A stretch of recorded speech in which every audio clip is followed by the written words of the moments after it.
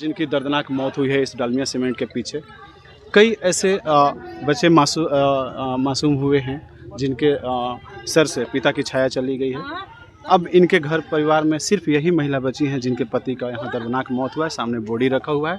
सिर्फ जेन्युइन मांग है कि हम जो मुआवजा है वो दे दीजिए और परिजनों को नौकरी दे दीजिए। इतना दिन आप हॉस्पिटल में रहीं, 10 दिन, कोई 11 दिन कोई अधिकारी आप लोग से मिलने गया? कोई नहीं, कोई नहीं। हाँ, इतने लोग मुआवजे के लिए बैठे हैं, इतनी संख्या में महिलाएं हैं। गरीबी और जीवन को जीना अब सबसे बड़ी समस्या आपके पास रहेगा। इस लड़ाई को कैसे और लड़ने की आप सोच रही हैं कि आपकी मांग हमको दिवा दीजिए 25 लाख रुपया और 3 गो लड़का है छोटा छोटा, पढ़ाई लिखाई और एगो नौकरी दिवा दीजिए। आपके घर में आपके पति के अलावा कोई ऐसा व्यक्ति कोई नहीं है, कोई नहीं है। हम अकेला बच गए, 3 गो लड़का लेके। कोई नहीं है भैया, कोई नहीं है। मेरा बस 3 गो खाली बच्चा है छोटा छोटा, कोई नहीं है। सुबह से आप बैठी हुई हो, 7 बजे से बैठी हुई हैं, अभी तक कोई 7 बजे से बैठल है। कोई मिलने के लिए आया कि नहीं? कोई नहीं आया। इन सब बच्चों का अब परवरिश कैसे होगा? आपका जीवन कैसे चलेगा? तो आप लोग बताइए, हमको नौकरी दिवा दीजिए, 25 लाख रुपया दिवा दीजिए, 3 लड़का के पढ़ाई, यही में हम खुश हो जाएंगे। ये तो जेन्युइन मांग है। ये तो सरकार के लोगों को या प्लांट के लोगों को तो मान ही लेना चाहिए। इस तरह से जो व्यक्ति एकदम गरीबी में जीवन जी रहा था, दैनिक मजदूरी था, अब तो सबसे समस्या आपके पास ये हो गया कि कल से रोजी रोटी कैसे चलेगा? हाँ, कैसे चलेगा? हमको दिवा दीजिए वो नौकरी, हम इसी में खाएंगे, जिएंगे, रहेंगे। आप 25 लाख रुपया दिवा दीजिए, 3 लड़का के हमारे पढ़ाई लिखाई। अभी कुछ अधिकारी लोग आए थे, क्या बोले आपसे? कह रहे हैं अंदर चलने के लिए, अंदर चलो। हम बोले हम नहीं जाएंगे अंदर। कहाँ? फैक्ट्री के अंदर जाने के लिए? हाँ, अंदर चलो, अंदर बात होगा। हम कहले हम नहीं जाएंगे। मेरा पति टूट गया तो मेरे कलेजा में इतना हुसन है कि हम बाहर बैठे हैं, वो अंदर से नहीं आ सकते हैं बाहर। हम नहीं अंदर जाएंगे। क्या बोला उन्होंने? आप फिर लास्ट में कुछ बोल के गए? नहीं, बोले कि अंदर चलो, आपस में बात होगा, इतना लोग में नहीं होगा। हम बोले हम नहीं जाएंगे। 10 दिन आप हॉस्पिटल, इनको पानी वानी थोड़ा सा पिला दीजिएगा आप लोग। 10 दिन से आप हॉस्पिटल में, 11 दिन से थी। आपके पति से कुछ बात हुई कि कंपनी के अंदर कैसे काम करा रहा हाँ, था? बात क्या हुआ क्या था। बात हुआ आपका? या कुछ कह के गए आपसे? वो बोले थे कि हम काम कर रहे थे ठेकेदारी में, ठेकेदारी तरफ से छुट्टी होने वाला था, गेट पर से घुमा के ले गया सुपरवाइजर। तो जो ले गया था वो मर गया। मर गया, मेरे पति के भी साथ में लेके चल गया। तो जाए लग गई लग हमारे बाबा के लेके गई। आप बोलिए, आप अपनी बात रखिए, आप अपनी बात रखिए। हम लोग इसीलिए आए हैं कि आपकी बात हम लोग अधिकारियों तक पहुंचाएं, आपकी बात को हम लोग सरकार तक पहुंचाएं, इसीलिए हम लोग आए हैं। आप अपनी बात को रखिए, आप हिम्मत रखिए, ढाढ़स रखिए और आप जो बात कहना चाहती हैं आप कहिए। हम लोग सरकार तक, अधिकारी तक, जो भी आपको प्लांट के जो लोग हैं उन तक हम लोग आपकी बात को पहुंचाने के लिए ही आपके पास आए हैं। भैया दिवा दीजिए 25 लाख और एगो नौकरी, 3 गो लड़का के हमारे पढ़ाई लिखाई, जब तक से पढ़ेंगे इन लोग तब तक से। कल से इन बच्चों का भोजन या जो खर्चा वर्चा कोई नहीं गया है अभी घर पर, कोई नहीं गया कि तुम कैसे लाश लेके आई, कैसे क्या करी, कोई नहीं गया, कोई नहीं। ठीक, क्या नाम हुआ आपका? गीता आपका नाम क्या देवी। हुआ? गीता देवी। गीता है जो मृतक की पत्नी थी। ये मेरा मांग है। अच्छा, ये बताइए बेटा कि पापा जब गए थे तो क्या पापा से आपकी बात हुई थी ड्यूटी गए थे तो? जी। अच्छा, तो क्या पापा का ड्यूटी कितने बजे आते थे? वो सुबह में जाते थे, शाम में आते थे। और ये घटना बेटा कितने बजे आपने खबर सुना था कि पापा का ऐसा हो गया? बाकी 6 बजे हम आए थे स्कूल से पढ़कर, रात को तो पता चला। अच्छा, ये बताइए बेटा कि आप पापा के साथ थे या घर पर थे? क्या नाम? पढ़ने गए थे। क्या नाम है तुम्हारा? अंकित कुमार। अंकित। ये तीनों बच्चे हैं अच्छा, पापा से बात होती थी बेटा फोन पे? जो मृतक हैं उनके बच्चे हैं और एक बार आपने जैसी बात किया जिंदगी है इनके पास कैसे बीतेगा, बहुत बड़ी ये समस्या है और इन सब चीज़ों को सरकार के लोगों को सुनना चाहिए। बहुत बहुत धन्यवाद। और क्या कहना चाहोगे? इंसाफ चाहिए, हाथ जोड़ के विनती करते हैं कि हमको इंसाफ चाहिए, हमको, मेरे मम्मी को, मेरे भाई को इंसाफ चाहिए। ये आपकी सोच। मैडम जी, अभी आप बंजारी में हैं, कल्याणपुर गेट के पास जी और ये घटना हुई है, ये आप कैसे देख रही हैं? क्या इसमें क्या कहना चाहेंगे? जी सर, हमको ये कहना है, पहले हम अपना परिचय देते हैं। मेरा घर रोहतास में है, पोस्ट बंजारी पड़ता है। मेरा घर कसिगावा रोड सेटिंग पर है और राष्ट्रीय लोक जनता दल से जुड़े हुए हैं। महिला प्रकोष्ठ के प्रखंड अध्यक्ष हैं। हमारे पास यहाँ से महिलाओं की तरफ से सूचना गया, यहाँ पे हम पहुँचे। हमको यही कहना है कि इनका घर दरवाज़ा भी नहीं है।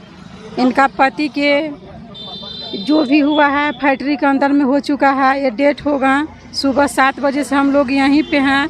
25 लाख रुपया दे दें, एक महिला की नौकरी दे दें, अब बच्चा को लिए पढ़ाई लिखाई के पालन कर दें, यही हम लोग चाह रहे हैं। इसलिए कि आज इनके ऊपर है, कल किसी के और ऊपर होंगे, 3 लोग बराबर, इन लोग का धंधा यही बनाया हुआ है। यही हमको कहना है, यही हमारा मदद इनके तरफ से है। अभी आप लोग किस लिए बैठे हैं और क्या उद्देश्य है, क्या मांग? देखिए, मांग बस ये है कि डालमिया जो फैक्ट्री है, यहाँ का जो प्रबंधक है, उनके द्वारा इस तरीके से हिटलर शाही रवैया अपनाया जा रहा है कि विगत कुछ दिन पहले अशोक पासवान जो मजदूर इस कंपनी में काम करते थे, उनको झुलसने से जो है स्थिति काफ़ी जो है गंभीर हो गया।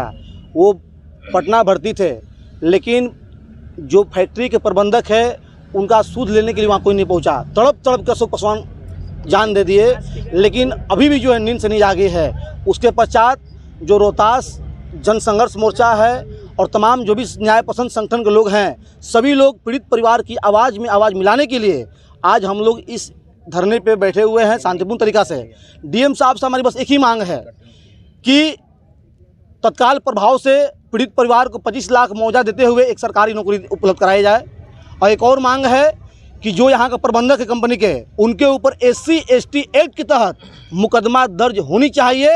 अन्यथा रोहतास संघर्ष मोर्चा और जो रोहतास के जो अन्य न्याय पसंद संगठन के लोग हैं, वो रोहतास की सरजमी से जो चिंगारी आके निकलेगी, वो पूरे बिहार में जो है जाने का काम करेगी। मजदूरों को उनका वाजिब हक दिलाने के लिए, मजदूरों को सम्मान के लिए अगर किसी भी हद तक जाना पड़े तो हम लोग जाने के लिए तैयार है। किसी भी सूरत में अगर यहाँ का प्रबंधक साहब सोच रहे हैं कि डीएम साहब और SDM साहब हमारे जेब में हैं और हम बहुत बड़े पूंजीपति हैं, हमारा कोई जो है बाल बका नहीं कर सकता है, तो उनको मैं साफ साफ कहना चाहता हूँ कि प्रबंधक साहब, ये रोहतास है, ये शेरशाह सूरी की नगरी है और रोहतास एक ऐतिहासिक जिला रहा है। यहाँ से क्रांति की आग धधकती है, तो जो है सरकार की गद्दी जो हिलती है, तो यहाँ से हम लोग दिखाने का काम करेंगे। बहरहाल जो हमारा 3 मांग है, 3 मांग पे अगर आप अमल नहीं करते हैं तो 4 बजे के बाद हम लोग जो है इससे भी बड़ा रौद्र रूप धारण करने का काम करेंगे। और संवैधानिक दायरे में रह के बाबा साहब अम्बेडकर ने जो हमें संविधान दिया, जो हमें अधिकार दिया, उस अधिकार के तहत जो हमारा राइट है, हम लोग लीगल तरीके से आंदोलन करेंगे और जो पीड़ित परिवार है उनको न्याय दिलाने का काम करेंगे। ठीक, थैंक यू मेरे साथ जुड़ने के लिए। जुड़ रहे हैं, आपके बैठने का प्रयोजन क्या उद्देश्य है और जिस काम के लिए आप लोग बैठे हैं इसमें आपको कितनी सफलता मिली, किसी अधिकारी से बात हुई कि नहीं? सबसे पहले हम लोग यहाँ पे लोजपा युवा संगठन रोहतास से आए हुए हैं, ठीक है। यहाँ पे आने का मेन उद्देश्य ये है कि हमारे बड़े भैया अशोक पासवान जी 10 दिन से पटना में भर्ती थे। हमारे फैक्ट्री के कमियों के कारण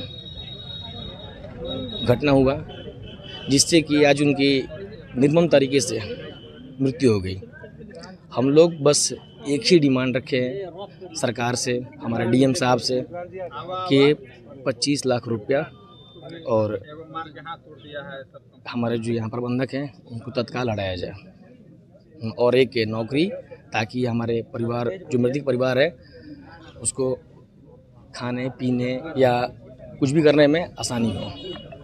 अभी तक आप लोग को अधिकारियों से बात हुई इस मामले में या जी हाँ जी जी, हमारे डीएम साहब से बात हुई। डीएम साहब अभी पटना में हैं, वो बोले कि आ जाएंगे 4 घंटे या 5 घंटे में। अगर नहीं आते हैं इसके बाद हम लोग आगे कार्रवाई करेंगे। थैंक यू मेरे साथ जुड़ने के लिए।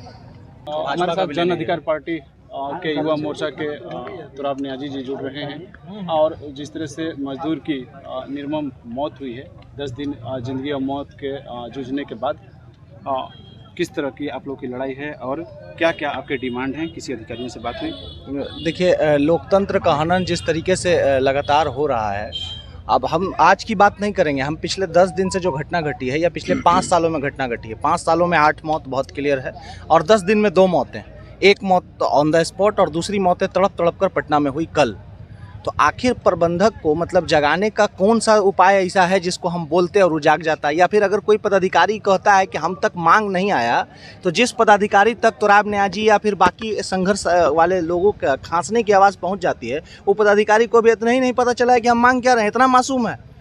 माने गेस्ट हाउस में कैसा समोसा बिकता है, कैसा लोग खिलवाता है, कैसे रोकवाता है, कुल ज्ञान रहता है इन्हीं के, मगर डालमिया के खिलाफ FIR नहीं करेगा कोई। आप खांस देगा थाना क्षेत्र में तो उसको समझाने की जगह तुरंत FIR होता है अपना नंबर बनाने के लिए, मगर थाना अध्यक्ष जिस कंपनी से आपको सवाल करना था, जहां पे हत्याएं हुई हैं हमारे साथियों की, वहां पर आप गेस्ट हाउस का खाना खा के और उसके ऊपर एक FIR तक नहीं करते हैं। ये लोकतंत्र का हनन नहीं है तो क्या है? तो हम बाबा भीमराव अंबेडकर के मानने वाले लोग बड़ी संवैधानिक तरीके से सड़क पर बैठे हैं। आदरणीय नेता श्री पप्पू यादव जी का एकदम क्लियर इंस्ट्रक्शन है कि हम लोग संवैधानिक लड़ाई लड़ेंगे, आखिरी सांस तक लड़ेंगे। जैसे भी हम लोग बैठ गए हैं तो बैठ गए हैं।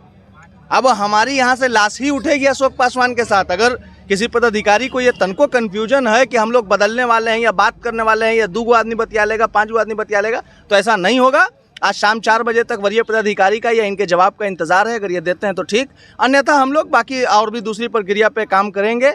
माननीय नेता श्री पप्पू यादव जी बहुत जल्द हमारे बीच उपस्थित होंगे और पीड़ित परिवार के न्याय की मांग करेंगे। और सबसे खूबसूरत बात जो इस धरने की है, ये जो जन संघर्ष समिति के सचिव महोदय यहाँ उपस्थित हैं, रंजीत मुखिया जी, आदर्श ग्राम पंचायत समोता के, और इनकी उपस्थिति में जो ये सब हम लोग उनके कार्यकर्ता काम कर रहे हैं यहाँ पे, तो सबसे जो अच्छी चीज़ है कि सर्वदलीय है। ये गुलदस्ता, हिंदुस्तान के गुलदस्ता में एक एक फूल सजाया गया है। सारे दल के लोग हैं, सारी पार्टी के लोग हैं, चाहे वो केंद्र की सत्ताधारी पार्टी हो, राज्य की सत्ताधारी पार्टी हो, उन तमाम लोगों का प्रेजेंस है। पक्ष विपक्ष सारे लोग मौजूद हैं। भारत के लोग आज एक भारतीय को न्याय दिलाने के लिए, बिहार के लोग एक बिहारी को न्याय दिलाने के लिए, रोहतास के लोग रोहतासवी को न्याय दिलाने के लिए सड़क पर हैं और आखिरी सांस तक संघर्ष करेंगे। दलाल, बिचौलिया या भ्रष्ट मानसिकता का पदाधिकारी कान खोल के सुन ले कि ना हम उससे दबने वाले हैं, ना डरने वाले हैं, ना उसकी गोली, उसके बम या उसके FIR में इतनी ताकत नहीं है जो हमारे इरादों को कमज़ोर कर सके।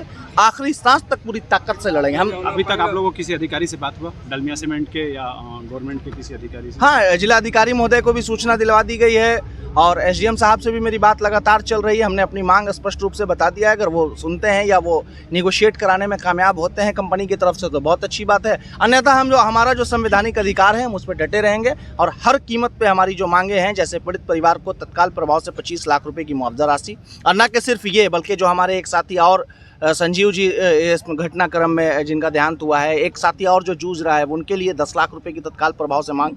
और उसके बाद इस पूरे घटनाक्रम में FIR हो जो भी लोग हैं, चूँकि भद्र भाषा के साथ प्रयोग करके, मतलब किसी को जाति विशेष गाली देके कि तुमको तुरा करना होगा, तो तुर बाप के बनियार नहीं है इस देश में कोई जात वाला। थोड़ा दिमाग में अगर ये लगा हुआ है कि तुम पैसा वाला है और तुम किसी भी गरीब को, दबे को, पिछड़ों को दबाएगा, तो ये किसी कीमत पे संभव नहीं है।